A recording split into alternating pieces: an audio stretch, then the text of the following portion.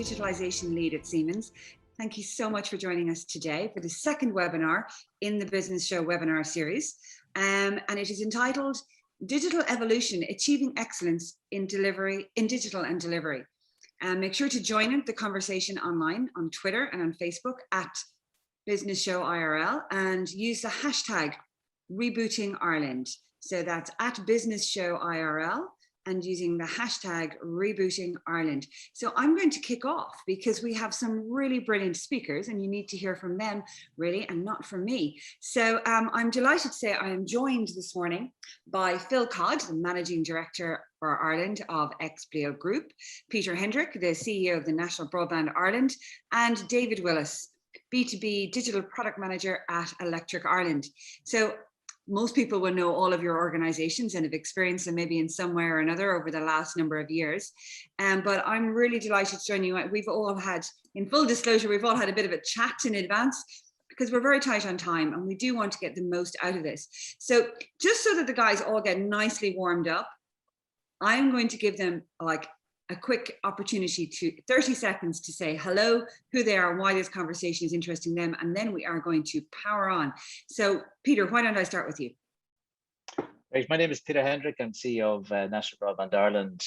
We're rolling out the government's National Broadband programme across Ireland, serving over 1.1 million people, over 544,000 premises. And we're bringing future-proofed high-speed broadband to all those people across Ireland who don't have it today, who are limited with broadband speeds that are unreliable or just simply not delivering what is required in today's life in terms of delivering high-speed broadband. So over the next couple of years, we'll be rolling out fibre across the country. We look forward to connecting all those people across Ireland. Peter, on behalf of all of us, particularly those of us here in the Midlands, thank you so much. I mean, I happen to have great broadband in Mullingar, but I have relatives not far out the road who have none at all. So that is great news, Peter, thank you. David, over to you. Hi, I'm David Willis, and as you said, I'm the Digital Product Manager for the business side of Electric Ireland, which means that really we are trying to allow our business customers, from the smallest SMEs to the largest multinationals, to access all the information they need and conduct some of their transactions digitally instead of having to work through people or customer relationship managers, as used to be the case where everybody had to do everything in person. So really it's about digitizing of the transactions and interactions that people used to have if they wanted. David, that's great. You know, I'm a massive fan of Electric Ireland, so we'll come on to that bit later. But Phil Codd, over to you, Expleo. Tell us a little bit about that for those of us who don't know, but I mean, I do, but you know, anyone else, just in case. Okay. Hi, Joan. Good morning, everybody. I'm Phil Codd. I'm the Managing Director of Expleo here in Ireland. And I guess what we do is we help organizations meet their digital program goals by bringing methods, approaches, skills, knowledge, people, tools, know-how to deliver quality assurance across their programs and projects, working with organizations such as National Broadband and Electric Ireland, but also other government bodies, banks, insurance, telcos, utilities. So really anyone that's in digital transformation where they're looking to use technology, software or hardware to gain some kind of benefit, speed, efficiency or connectivity or automation within their business. So that's great, actually, and really assuring, because I think that's really the essence of this. You mentioned quality assurance across projects, and that's really what we talk about when we mean about digital excellence in delivery and execution. So I'm going to kick off our conversation, and I'm going to start with, oh, they're looking nervous, not at all. Okay, I'm going to start with David, actually. So I was really delighted to see that Electric Ireland were on this panel, because I do and have always associated you guys with excellence in execution and delivery around digital. And for those of our people who are listening in who aren't aware, the reason I associate Electric Ireland with that is because in a former life, when I used to be the CEO of the Irish Internet Association, we had our annual awards. And Donal Rice was, at the time, if he's listening, he taught me well, the head of Director of Excellence for Universal Design. And we had an overall award that was eligible for anybody from any business that had entered in any category for excellence in universal design. And Electric Ireland won that 2 years in a row. And I just thought that was really outstanding, given that the breadth of customers that you guys have. So everything from individual citizens, whether they're 90 years of age or a 19-year-old renting a flat, whether they're a large multinational or a very small SME.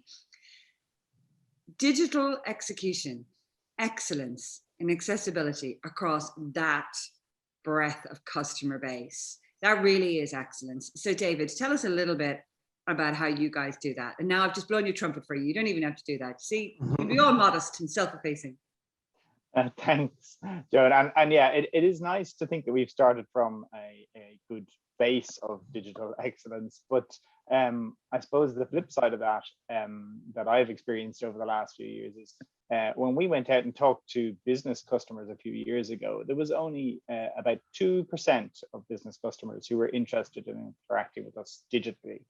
So it has come a huge way in the last few years in terms of the customer expectation of being able to get everything and see everything and interact with everything online. And we've tried to both keep pace with the changing customer expectations, but also to be ahead of that and try and put the customer at the center of the products and services that we offer, rather than have an offering and say, oh, and we think this is what you want. We're letting them tell us what they want and to guide us in that. And that's a strange at times process and interaction with customers, because sometimes we'll have designed what we thought was a good service, and through feedback from customers and interactions with them, they'll turn that on their head. That happened only a year and a half or so ago when we were offering a new product, when we did discussions with the business customers that were actually going to use that product,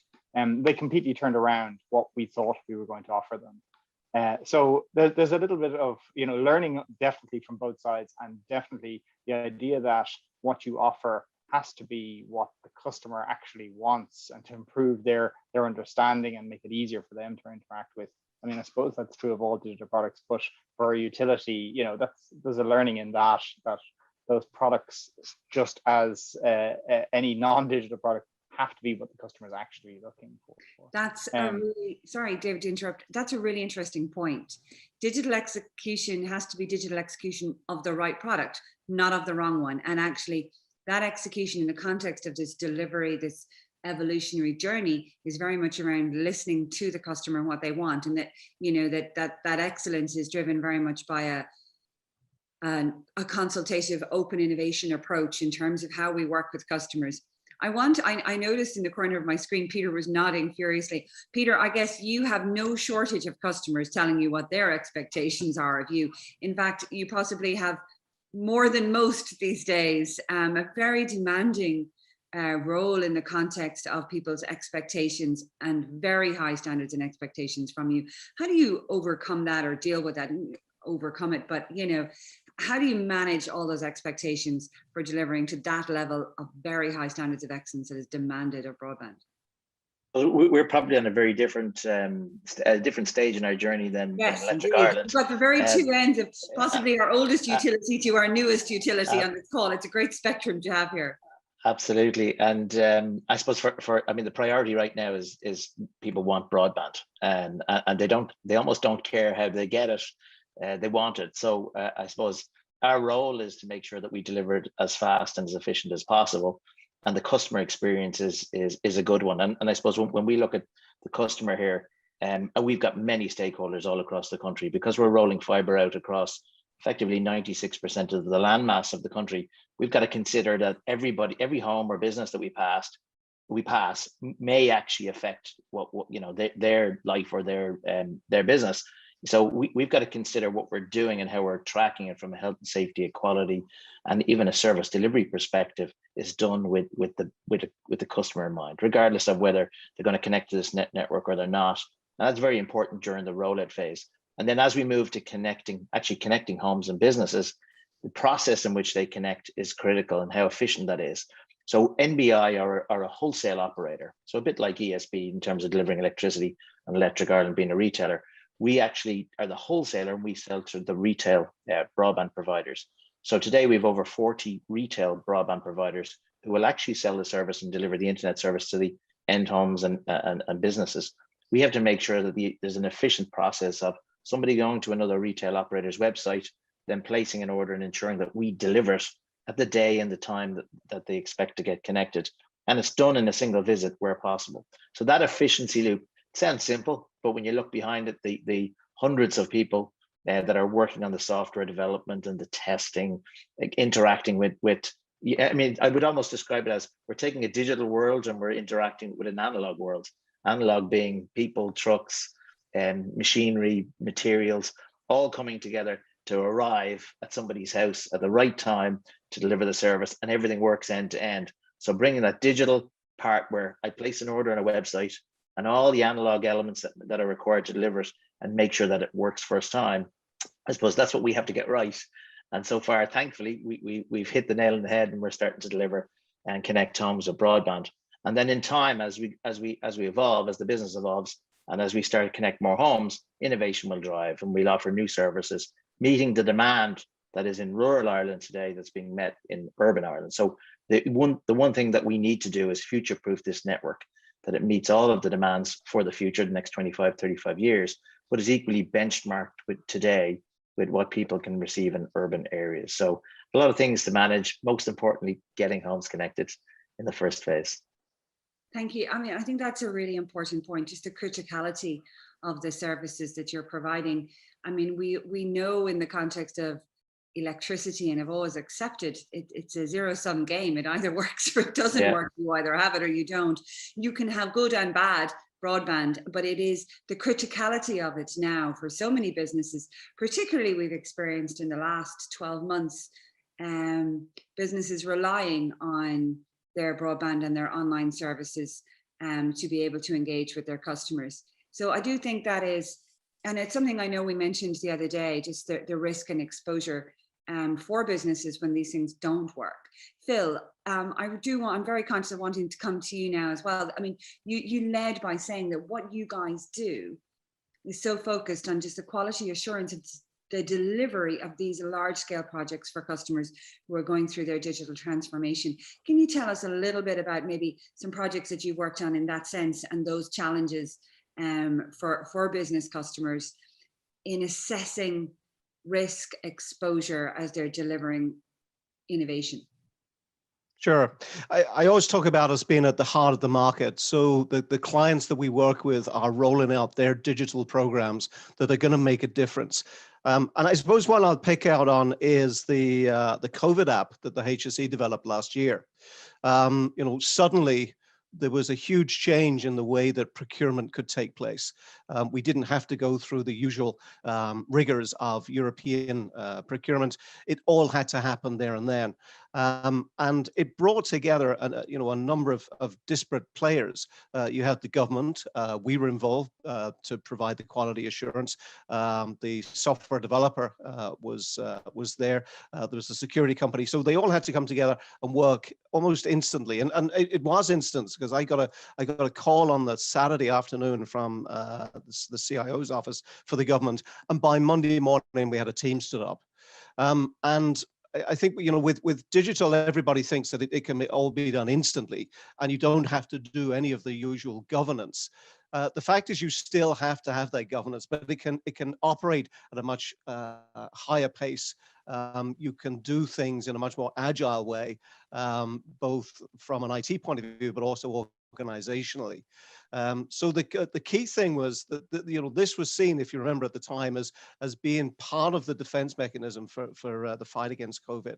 So when it went live, when it was released into the Google Store and the Apple Store, it had to work. It had to work first time. It had to be efficient. And on the day, I think there was 150,000 downloads within the first few hours. That all had to happen, because if it didn't happen that way, then everybody would have pointed to the HSE and to the government and said, you failed. So that kind of failure was public. So the amount of effort that was put in to make sure the software worked first time was hugely critical. And the delivery of that software was something that, and the team that we had working on it with everybody else, everybody was so proud of what they'd achieved. And it was that change in the way that all these organizations that typically would have, worked apart and come together for the one meeting, there were stand-ups every day, maybe twice a day. So it was a completely different way of delivering a critical program to the nation. I think that I love that story, actually. And I'd be aware of some of it. And there was so many false dawns, I suppose, in other countries. And I don't want to talk about COVID particularly, but in relation to, COVID tracking apps and stuff like that. And then the guys, I remember chairing a panel one day with Conor O'Neill from Nearform and Gar McChrystal from the HSE. And I said, guys, who would play you in the movie? I mean, it was positively heroic what happened at the time. And to know that you guys were part of that story as well, there were so many people involved. But I think what's really interesting about it is, you said there was multiple stand-ups during the day as opposed to standoffs, which is often what happens in these kind of projects. And I think the real learning was, and as businesses who are listening in today to this, is that we have governance that exists, and it's really, really important, but maybe we have governance for an old world. And actually the kind of governance that we have to have for the speed of delivery that is required of us now is that we can be more agile in terms of how we deliver. The culture around delivering perfection versus in a digital world where we're releasing in beta mode. So the world has very much changed, not only in terms of the products that we're delivering, but the nature in which we will deliver them.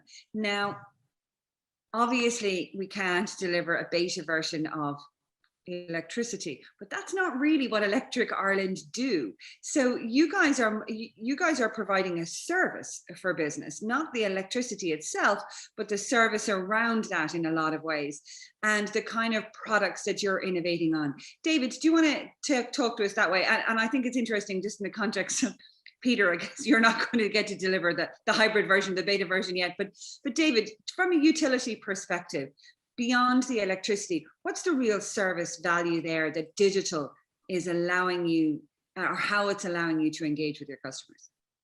I think you're absolutely right in saying that most customers, be they consumers or businesses, aren't really interested in the electricity. I mean, it's a given, it's assumed that they're getting their electricity and it's reliable and it's exactly as expected. So it's beyond that then, well, what are they using the electricity for? And can we give them a sense of understanding of when they get a bill at the end of the month, where has that electricity gone and what have they used it on? And is there anything they could do perhaps to reduce the amount of electricity? I mean, this is even more appropriate over the last year or so, but prior to that as well, businesses have really in the last few years stepped up the idea that they don't just want to pay for electricity, they want to pay for only the electricity that they need to use. So there's this press for kind of sustainability and energy efficiency, but also an understanding of where that energy is going and what are they using it on.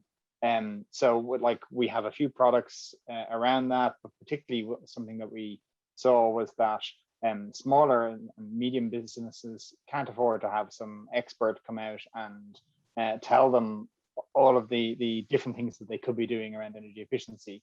So a digital product that was for each individual customer, giving them advice that was specific to their business and an understanding of where their energy was being used and maybe how they compared to other similar businesses seemed like an appropriate fit for them, which is something that we've provided for the last couple of years.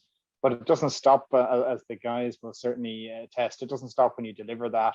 You then have to keep improving on that as well. And as we alluded to earlier, listening to the customers so that when they say, well, you're not talking to me in language that I understand, then you have to alter that language, or you're not showing me in a graphical enough way what's going on, then you have to alter the graphics of what you're showing them.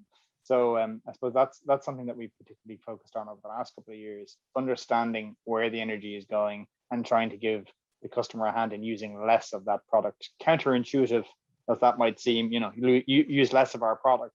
It is something that is increasingly valuable to say, well, actually, we're only using the right amount and not wasting any of the energy that's being provided. I think that's a really lovely point. And it's showing how business models are changing. And because as you say, it is counterintuitive to say, here's an application that we have developed that helps you buy less from us, but it's what is the business model, and how is it shifting, and how is it changing? And that when you say, well, actually, I'd rather I'm happy to pay for a service that allows me to make better decisions about what electricity I consume, and I'll pay for that, and that offsets the less that they're paying in the other. But also you mentioned too the importance of sustainability, and that being at the core of everything that we're doing, as just in terms of government strategy, and what is required. Peter, you're definitely familiar with the challenges of balancing the needs of government strategy and the needs of what you're trying to achieve, and the national broadband rollout. Can you talk to us a little bit about that? I know you can't talk about the policy per se, but so many people listening here, we're talking about digital evolution, and as opposed to revolution. This is a slow burn process, and you're rolling out at pace now, but you're doing it within changing governments, changing priorities constantly, and you're nodding. So I'm going to say less and just let you take that where you wish. It's a fine balance, I think, between evolution and revolution. If I think back a number of years, I'll go back 20 years ago. I worked for Siemens, and we were trying to sell all sorts of technology to enterprises at the time, which was bringing fixed and mobile together, and talking about one platform, bringing video, for example, to both fixed and mobile. And this technology has been around for a long time. So I would say revolution, probably not the case. However, the demand for bandwidth in terms of using them has certainly increased drastically in the last 18 months. So today, if I look at the expectations, it is high. I mean, we're looking at 500 megabits per second as the minimum speed across the entire national broadband network. So we're talking about effectively the majority of people in Ireland having access to truly high-speed fibre broadband over the next 5+ years. And that's both in terms of urban and rural areas. So there's definitely a major shift and Ireland is certainly leading that. But I think it's clear that we needed it. We definitely need to do it. And we go back to talking about what David has talked about with sustainability and a utilization of services and electricity and utilities. It's certainly changing. The way we live is changing. So whilst Electric Ireland are looking at the sustainability of electricity, they know the demand is going to increase. So as soon as we start plugging our cars in at home, we know we're going to start consuming more electricity. So how do you get the maximum efficiency out of that? How do we look at renewable energies? In the broadband world, slightly different. We're saying we know the demand is going to increase equally. Now our model is slightly different in that, and it's always been the case in terms of broadband. Your speeds go up and your price stays at the same, to a degree. And what happens then is we have to ensure that we're an efficient organization, as is any organization. So digital is clear. How we deliver our services and ensuring the customer gets the right service, the right time, and it's sustainable without any failure. Nobody accepts failure anymore. There's no such thing as being offline. We're online 24/7, and therefore nobody accepts that, oh, my broadband is down or my electricity is down. It's almost unheard of. And I think that's the future we're going to live in. So making sure that we can manage, monitor, and deliver those networks in a digital world, whereby the customer gets the best service and a most efficient delivery, I think is clear. And our role in terms of the rolling out the NBP is to ensure we can deliver that. I mean, the years of building utilities where you'd have thousands of people maintaining and delivering services are gone. Otherwise, the prices we'd be paying for broadband in 10 years' time could be €1,000 a month, and that's where it was traditionally. I mean, yes.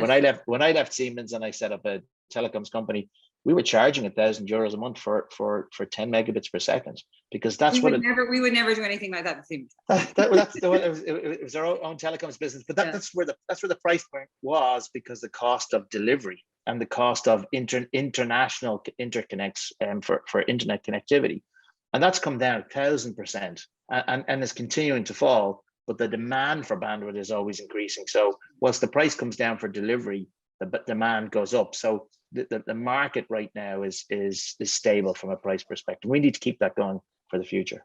So I think that's, I'm conscious of time and I want to come back to Phil, because actually following David and Peter have both talked, I suppose, about the evolution versus the revolution. And I suppose, and you're both enjoying, a growth in demand. As you say, we start plugging in all our cars and we've got all these data centers and the demand for broadband is constantly increasing. It's also driving a huge amount of regional development, particularly over the last year, because now all of those things can be located anywhere. So the demands on the network at the outer edges, and to go back to my lovely friend Donald Rice told me always, in universal design, if you design for the extremes, you will catch everybody. And that is universal design. Design always for the extremes, and then it will be accessible to everybody. But Phil, you're not providing a national utility in that sense, but there's not even a but, it's more, I'm really interested in how you see demand from Irish businesses for digital transformation. Because for you, are you experiencing with customers an evolution or a revolution? Has it been a case in the last maybe 12 months, or how you see the future? Are people now really looking at the opportunities that digital can provide to totally change their business model, or whether or not the technology is forcing their business model to change? What are you experiencing with your customers, and what are the challenges that you guys have in dealing with that? I think overall we're seeing a massive increase in the demand, and it is across all levels. It's not just at major corporates. Last year, as part of the business show and the Rebooting Ireland, we put up a fund of €100,000 to help organizations with their digital programs. And we got great response from small manufacturers that wanted to look at new markets and how would digital help them with that. We had pharmaceutical companies that were looking at efficiencies. We had charity organizations who were looking at new revenue streams, because suddenly, the ability to stand on the street corner with your box and get cash into it was no longer there. You could do it digitally. Even if we looked at one of them, which I kind of liked, was some of the churches that use streaming services for video. The concern was that at Christmas, because everybody was going to pile in from all around the world, that their video stream services weren't going to stay up. So we got involved in making sure the performance of that was okay. So it is digital all the way through, from grassroots SME, and I think people have to be brave around what they want to do. We do talk about planning, and if you fail to plan, you plan to fail. That's still true, but we can fail quicker. We don't need to get to the end point to discover actually what we've done isn't going to be deliver the benefits we thought.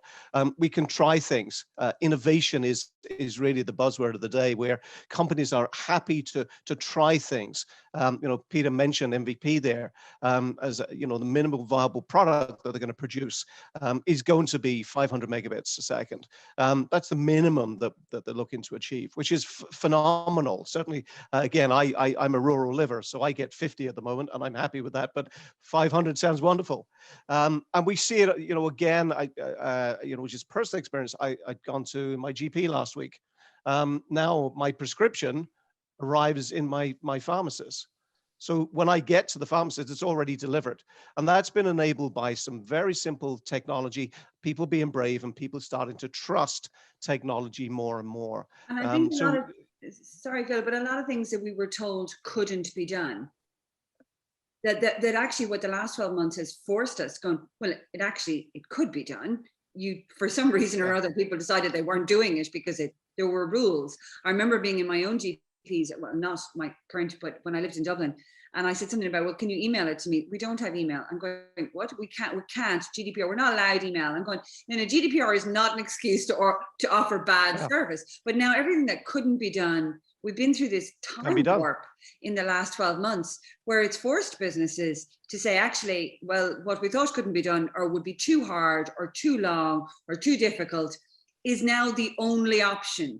And it's kind of forced people to be innovative. And I love how this is bringing us back around to where we started actually with David, which was around, well, you developed a product and then you brought it to your customer and they wanted it kind of different. And you're going, oh, okay, go back to the drawing board. and that iterative process, that failing fast, and that being much more consultative with our customer base in terms of understanding what they really need and being able to deliver that faster, more timely for their sake, but also for our own. It is actually more efficient for ourselves in terms of how we deliver it. So Phil, obviously that's been that's certainly been your experience, and you led with that as well on the COVID tracking app. It's, you know, digital has allowed us to break down barriers, but it's not the technology, it's actually the mindset. And again, Phil, when you opened this entire discussion and I asked you to talk a little bit about your organization, you actually mentioned people and culture and organization at that. The technology is not what's enabling, it is enabling us to a way, but it's only as good as the people who are working on it, their imaginations, their courage, their attitudes to risk. So all of those things are the bits that will determine the excellence, because the excellence measure is not whether or not the technology is working, it's actually whether or not it's the right technology for that problem. Anyone is allowed to disagree with me with 1 minute to go. I think if I'd like to actually just give, and maybe each of you, we started with 30 seconds for each of you. If anyone wants, Peter, we'll start with you again, a 30-second wrap up from your perspective, and then we'll come back around to David with the final word via Phil, and then Peter. Great, John. I think you could have finished it for all of us there. I mean, I think risk appetite is totally key here. If I look at the government's National Development Plan for 2040 and all of the ambitions that we have a real opportunity in Ireland to lead globally in terms of our innovation and that digital transformation. The NBP is critical to that, bringing connectivity across the country, but it's only the first step. And it is the partnership between the business community, semi-states and the government to ensure that we get that agile development process up and running. I mean, we see it across other areas. You look at SpaceX, for example, they operate like a software business. And they're putting rockets up every 2 weeks because they want to fail faster. But it really comes down to the risk appetite of your stakeholders, government, your shareholders, your board, your executive, and your employees. I think getting that balance right, Ireland can absolutely lead here globally. Thank you. And I love how we're going to space on our final comments from Peter. So no holds barred there. Phil, your 30-second wrap. Very quickly, I think the change that we've seen has got to be across an entire organization.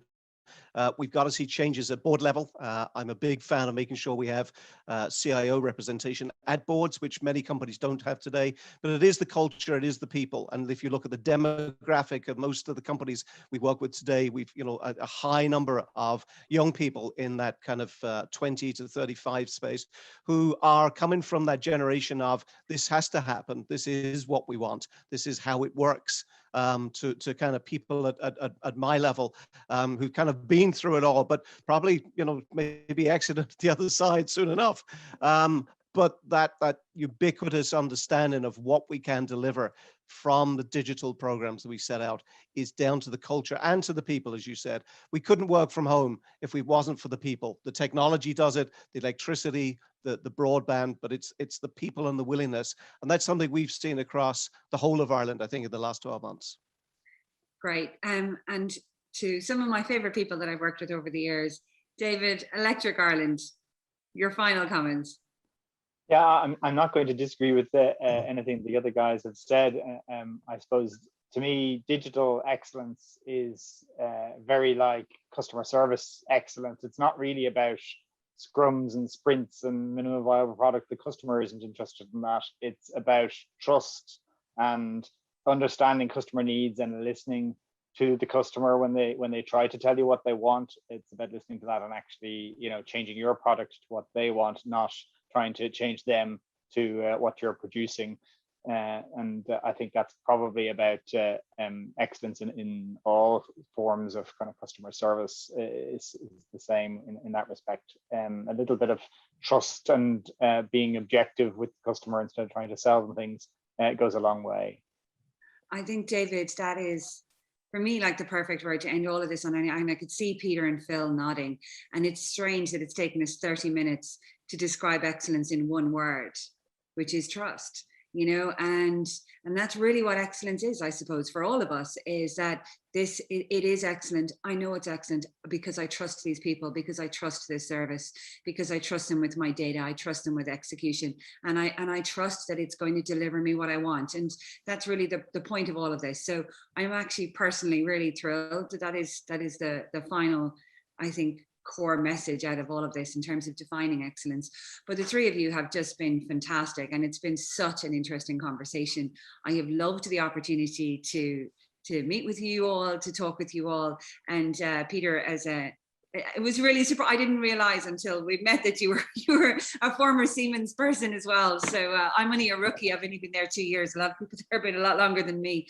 But and of course, the very first CEO of Electric Ireland was also a Siemens employee. So there you go. We've all come full circle. Oh, wow. And we've come full circle on this conversation. So thank you to Phil, to David, and to Peter for joining us in the conversation. But thank you for everybody who's listening in today. And be sure to register for the Business Show Virtual Summit taking place on April the 22nd, where you'll get to hear over 60 speakers covering topics from everything from leadership and agility, international trade, entrepreneurship and investment. And you can register for that online on thebusinessshowireland.com.